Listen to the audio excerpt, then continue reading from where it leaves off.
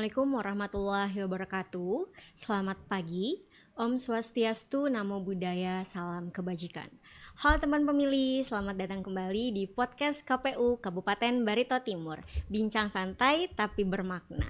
Kembali lagi dengan saya Nurbaiti Putri yang akan menemani teman pemilih semua dalam beberapa menit ke depan untuk kita berbincang santai. Nah, karena hari ini spesial, yaitu kita sedang berada di bulan Mei, bulan dimana kita memperingati Hari Kebangkitan Nasional. Nah, yang dimana semangat kebangkitan ini tidak hanya berbicara mengenai sejarah, tetapi berbicara mengenai masa depan kita semua. Nah, pastinya sudah hadir bersama saya, yaitu narasumber spesial yang sangat luar biasa, yaitu Bapak Lamak. Selamat pagi, Bapak. Selamat pagi. Bagaimana kabarnya hari ini, Bapak? Puji syukur sehat. Baik, bisa menyapa teman pemilih dulu Bapak, silahkan. Terima kasih, Bu. Halo teman pemilih. Assalamualaikum warahmatullahi wabarakatuh. Salam sejahtera untuk kita semua. Shalom, Om Swastiastu, Namo Buddhaya, salam kebajikan. Selamat pagi, Rahayu. Ya, baik. Jadi teman pemilih, beliau ini merupakan anggota KPU sekaligus Kepala Divisi Sosdikli Parmas dan SDM di KPU Kabupaten Barito Timur. Dan FYI, beliau ini juga pernah hadir ya Pak ya, di podcast sebelumnya di episode 6. Jadi mungkin teman pemilih masih tidak asing dengan muka beliau karena beliau pernah hadir juga di podcast kita semua. Nah, sebelum kita memasuki tema kita, mungkin saya ingin menanyakan kembali nih Bapak.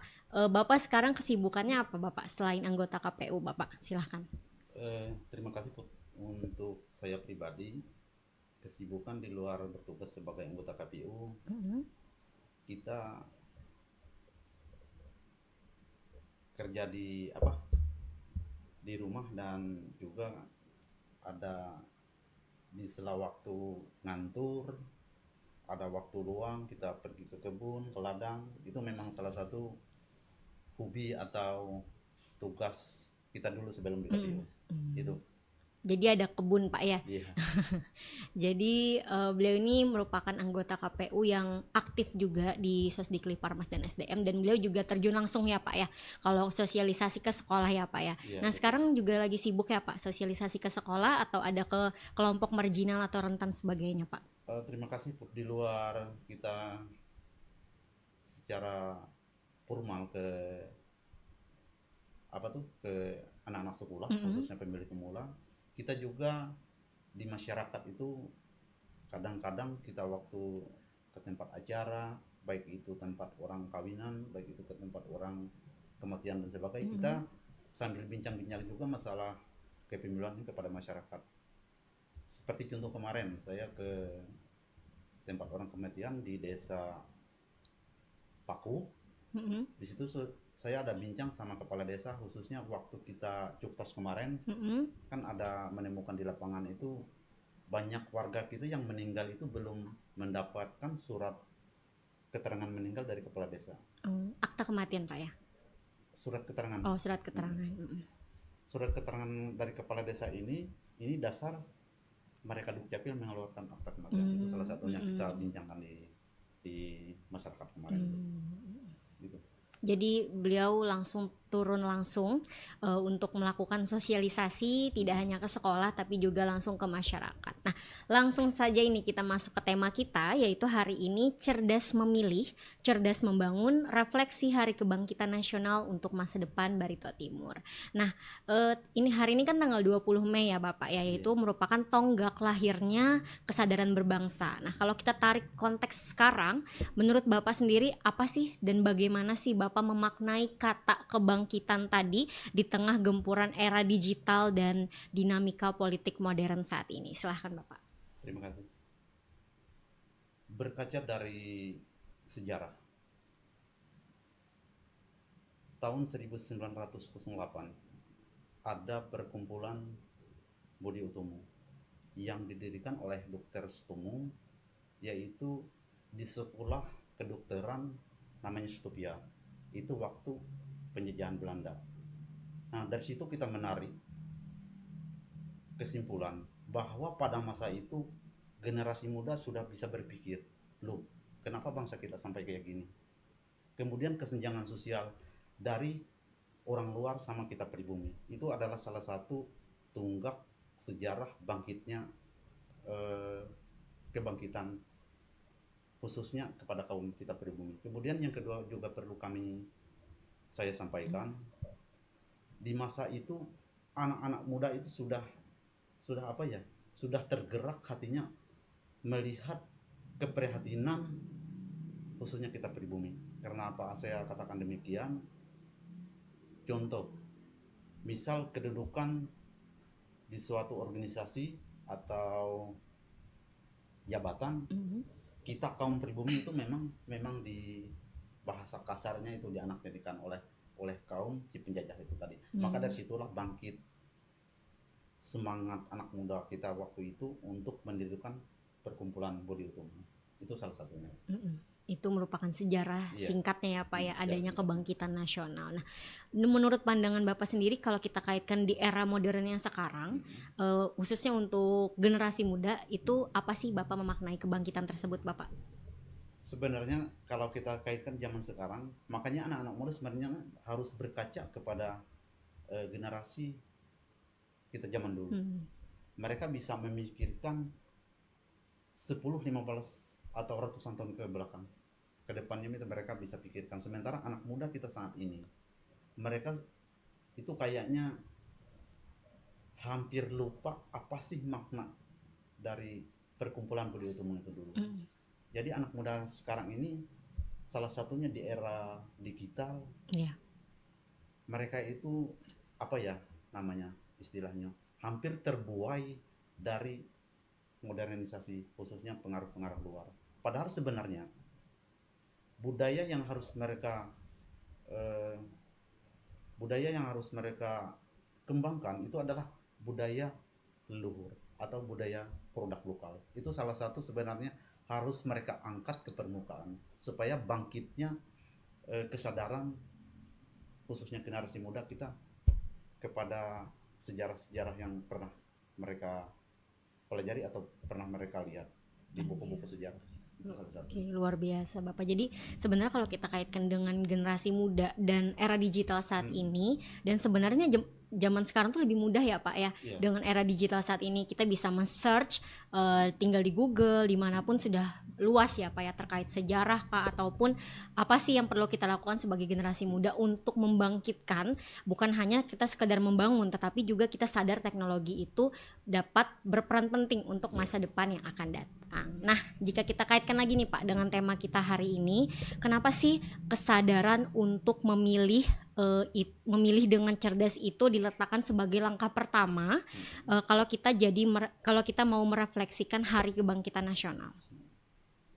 Memang sebenarnya pemilih cerdas akan menghasilkan pemimpin yang berkualitas. Itu salah satunya sebenarnya. Makanya khususnya pemilih muda, memang apa yang disampaikan oleh Putri, di era modern ini, di era digital ini, mereka sebenarnya bisa menelusuri rekam jejak si calon. Betul, sebelum mereka memilih. Jangan cuma popularitas, jangan cuma elektabilitas di lapangan, tetapi mereka tidak menelusuri rekam jejak si calon. Kemudian visi misi si calon juga mereka perlu telusuri apakah itu sesuai dengan perkembangan zaman atau sesuai dengan hati nurani mereka atau enggak.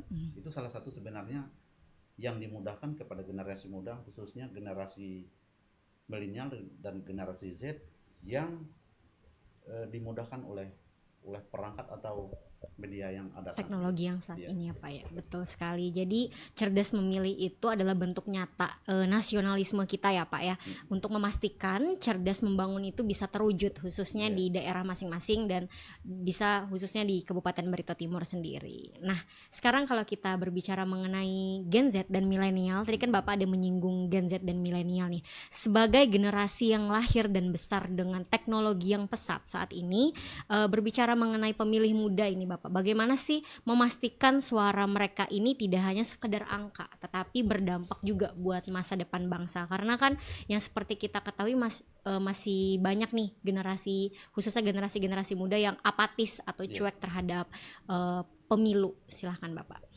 Terima kasih. Pada pemilu kemarin, kalau saya tidak salah, mau dikoreksi oleh pemirsa atau rekan-rekan lain nanti, untuk pemilu 2024 kemarin pemilih milenial dan generasi Z itu se-Indonesia itu 56, sekian persen, jadi didominasi oleh mereka.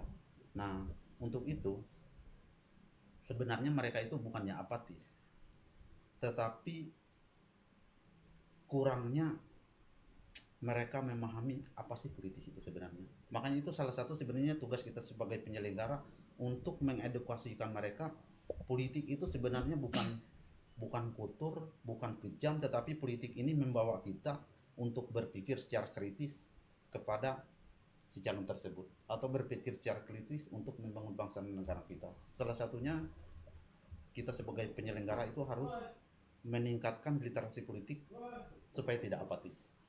Betul. Kemudian juga kita harus kritis terhadap informasi yang kita dapatkan. Maksudnya kritis terhadap informasi yang kita dapatkan itu, kita jangan langsung mengkonsumsi atau menelan mentah-mentah informasi itu sebelum kita pahami atau kita sharing.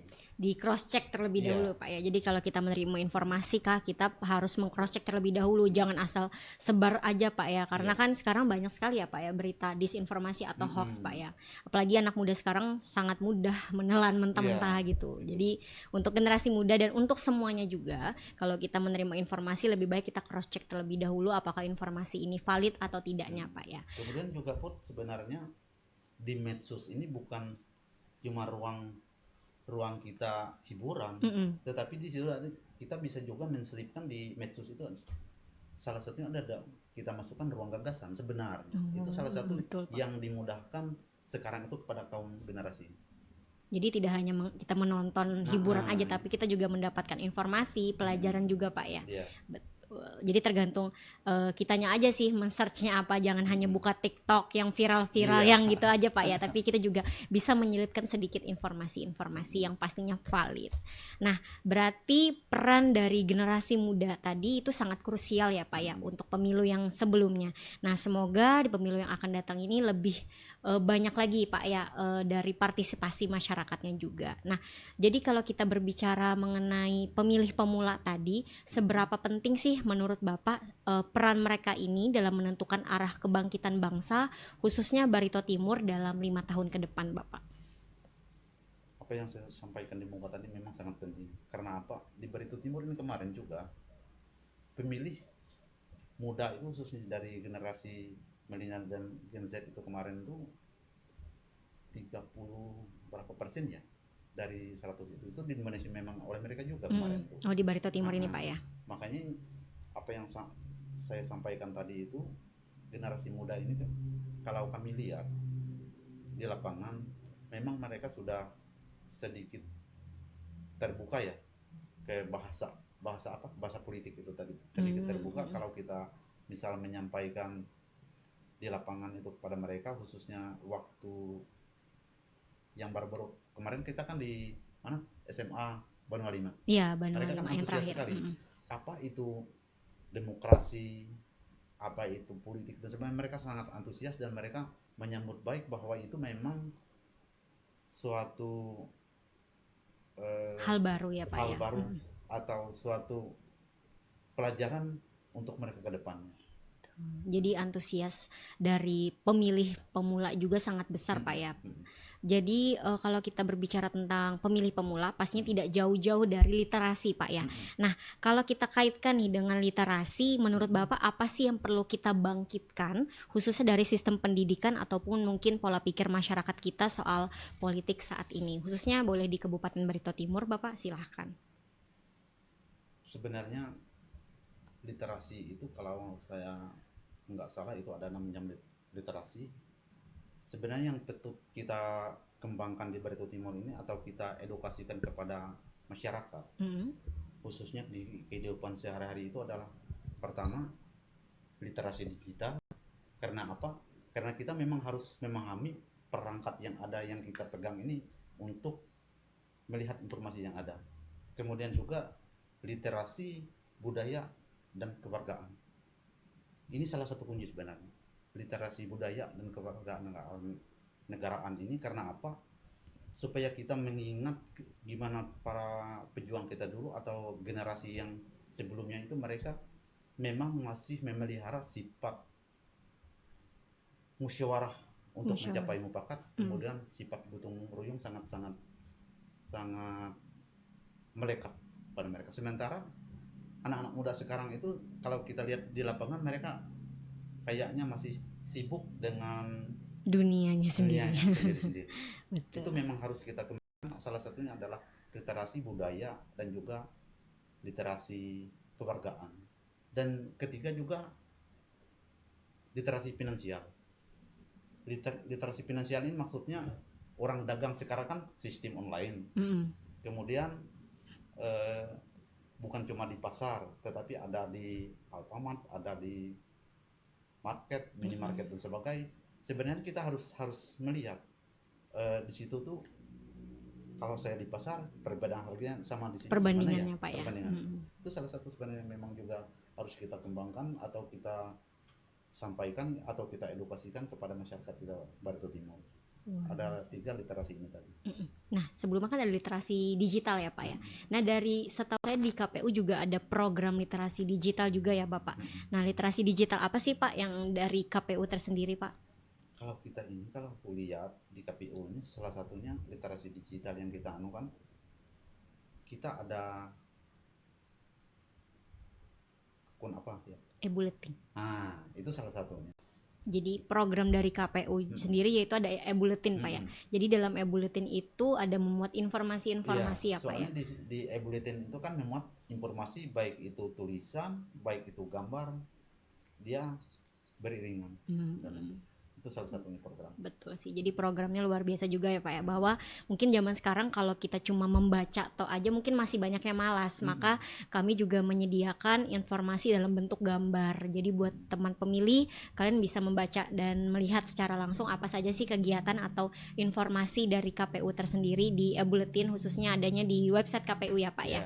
Oke, jika kita alihkan dari literasi nih Pak ya. Nah, kalau kita berbicara mengenai partisipasi nih Pak, nah seringkali kan kita bangga nih kalau angka partisipasi ke TPS itu tinggi. Nah, tapi kalau kita berbicara mengenai cerdas membangun, itu kan pasti dimulai dari pilihan yang berkualitas. Nah, KPU Barito Timur sendiri itu melihatnya bagaimana sih Pak?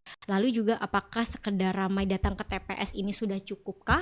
Atau ada kaitan erat antara angka partisipasi dengan kualitas pemilih yang paham yang siapa sih yang mereka pilih gitu. Silahkan Bapak.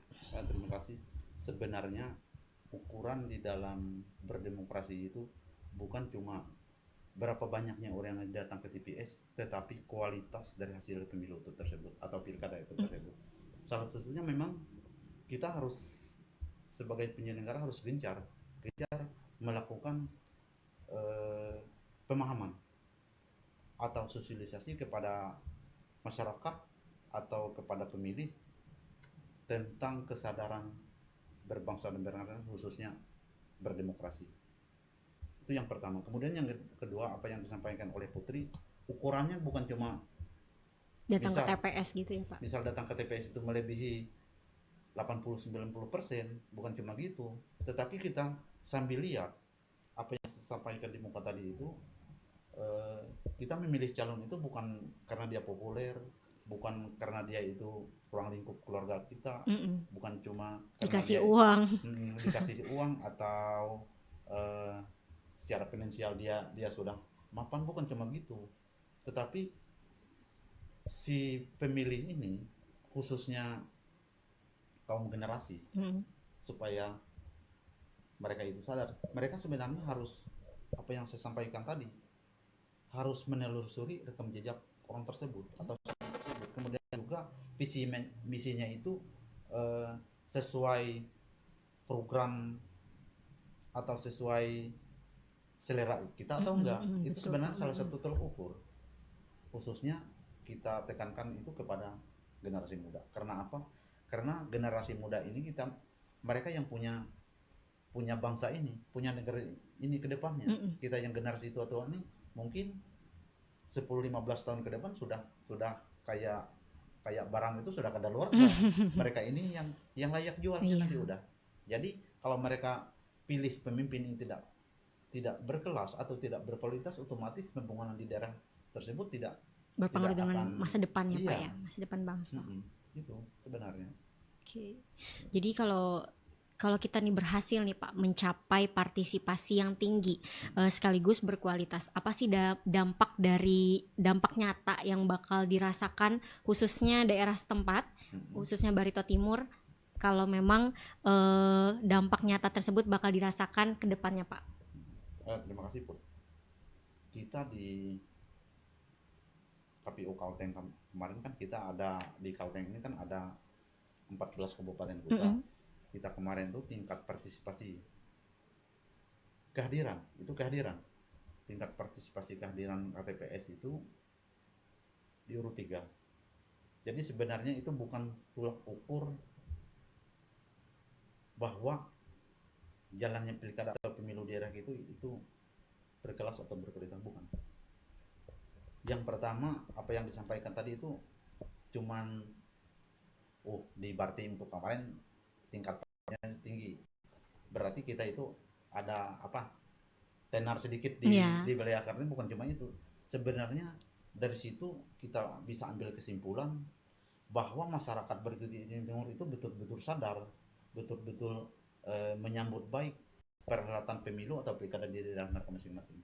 Itu salah satu sebenarnya. Kemudian juga keberhasilan kita kemarin itu tuh bukan cuma dari kalangan kita penyelenggara, dari tokoh masyarakat, dari pemerintah juga berperan ikut serta Pak ya. Ikut serta berperan aktif untuk memberikan informasi, memberikan edukasi kepada masyarakat dan juga partai politik. Itu juga berperan penting kemarin. Dan juga rekan-rekan Bawaslu juga itu kemarin tuh. Itu salah satu. Jadi sosialisasinya tersampaikan Pak ya. Jadi bukan hanya penyelenggara KPU saja, tetapi juga banyak melakukan berkolaborasi Pak ya dengan instansi-instansi ataupun tokoh masyarakat dan partai politik. Nah, kalau kita berbicara mengenai tantangan nih Pak, di tengah banjir informasinya mengenai hoax di media sosial, menurut Bapak apa sih tantangan terbesar yang bisa menghambat kebangkitan Indonesia untuk menjadi negara yang maju? Silahkan Bapak. Tantangan ya. Tantangan di era digital ini memang sangat-sangat kompleks. Kenapa? Karena informasi yang kita dapat itu sepersekian detik, bisa juga kalau kita apa yang saya sampaikan di muka tadi tidak menyaring, langsung konsumsi, langsung kita share, itu bisa bikin masalah. Makanya kita anjurkan ke depannya atau kita buat program khususnya kepada kaum generasi muda. Kita sebagai penyelenggara ini nanti akan menangkan sosialisasi ke lapangan, itu adalah literasi digital. Literasi digital itu kita dituntut untuk memilih atau memilah informasi yang bisa kita teruskan, bisa kita sampaikan publik atau enggak. Jadi tantangan terbesarnya adalah kita bisa mengontrol, kita bisa menyaring, kita bisa mencerna, memilah informasi yang kita dapatkan sebelum kita sampaikan kepada publik. Itu salah satu. Jadi peran kita di media sosial, peran kita dalam memanfaatkan teknologi itu sangat penting Pak ya. Khususnya kalau generasi muda yang seperti sebelumnya kita bilang tadi, kalau dapat informasi jangan langsung di-share, tapi kita bisa meng-cross check terlebih dahulu. Nah, jadi kalau kita sudah membahas tantangan nih Pak, jadi kita sebelum kita membahas atau sebelum kita menutup obrolan kita pada hari ini, apa sih pesan kunci atau closing statement untuk pemilih pemula dan generasi muda khususnya di Kabupaten Barito Timur supaya mereka bisa menjadi penentu masa depan daerah tersebut? Saya ada mengutip di sini kalimat khususnya kepada generasi muda untuk kedepannya itu kita berkaca kepada kalimat ini. Salah satunya bunyinya begini: bangkitlah bangsaku, bukan hanya sejarah yang agung, tetapi karena masa depanmu yang pantas diperjuangkan. Artinya apa? Artinya dari generasi terdahulu kita sudah diwariskan bagaimana kita itu perjuangan yang telah mereka laksanakan. Apa sih perjuangan yang telah mereka hasilkan? Berikut dari situ Makanya kita sebagai generasi penerus harus betul-betul memahami atau memaknai apa arti itu kebangkitan. Kalau dulu kita bangkit itu dari kaum penjajah, kita melawan masa depan itu berkaca pada sejarah tersebut. Itu Oke, luar biasa sekali teman pemilih. Jadi banyak sekali wawasan yang kita dapat dari narasumber spesial kita hari ini. Ingat teman pemilih, menjadi cerdas itu bukan tahu segalanya Pak ya, tapi kita tahu bahwa khususnya sebagai generasi muda itu satu suara kita itu menentukan masa depan yang akan datang. Terima kasih banyak Bapak sudah meluangkan waktunya untuk menjadi narasumber, dan terima kasih juga sudah memberikan wawasan dan pengetahuan yang luar biasa untuk kami dan teman pemilih semua. Saya Nurbaiti Putri beserta tim kreatif podcast KPU Kabupaten Barito Timur izin pamit undur diri. Tetaplah menjadi pemilih yang kritis, menjadi warga yang peduli, karena cerdas memilih adalah langkah awal untuk cerdas membangun. Mari bangkit, mari memilih. Sampai jumpa di episode berikutnya. Salam demokrasi.